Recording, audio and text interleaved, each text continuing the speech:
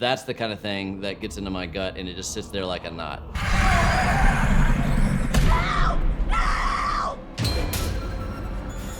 Michael Yates from the UK asks, did you go through a lot of storylines before choosing this one?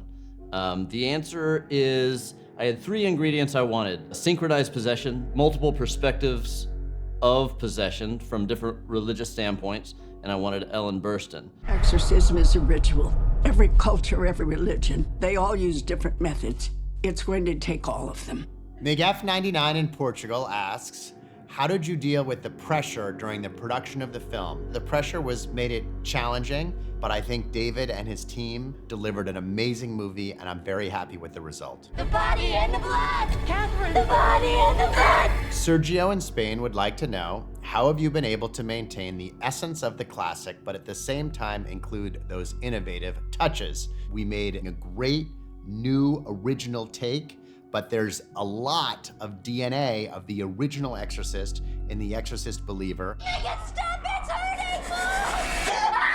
Lady of Light in Finland asks, The Exorcist is such an iconic horror classic. Were you nervous when starting work on expanding a story with such strong standing within its genre? You could say nervous, but I was excited. We've met before.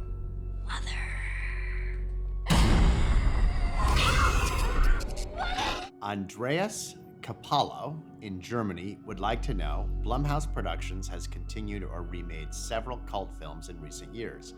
If you had a totally free hand, which classic from the horror genre would you most like to produce a sequel to? Friday the 13th. Gareth O'Connor from Ireland says, movies about demons and the occult are a dime a dozen. What is it about The Exorcist Believer that stands apart from the crowd? For me, it's an opportunity to explore synchronized possession. Our movie is asking these questions of so many voices, bringing it all into one objective of what's going on with these 2 girls.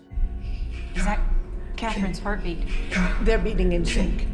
Monica Jeanette in Norway asks, do the horror movies you make ever get into your head? I have to say, since I started making horror movies, I've had nothing but sweet dreams. Georgette Hindi in Sweden asks, do you have any tips for beginners who want to write their own movie and manuscript, and where do you get your inspiration from? When you are out to write your own movie, create your own art project of any sort, you have to be 100% true to yourself. Find something that's far away that your friends aren't necessarily talking about, and now make it as innovative and personal as you possibly can. Great question from Matt in Italy. What's scarier, the sound of the jump scare or the visual of the jump scare? The more academic scare, the one that gets under my skin and stays with me and I don't let go and I don't laugh after, is the visual. That's the kind of thing that gets into my gut and it just sits there like a knot, and I love that kind of scare. We want you to see The Exorcist in a big movie theater with lots of people around you, and we want you to scream and be very excited, and don't see it anywhere else.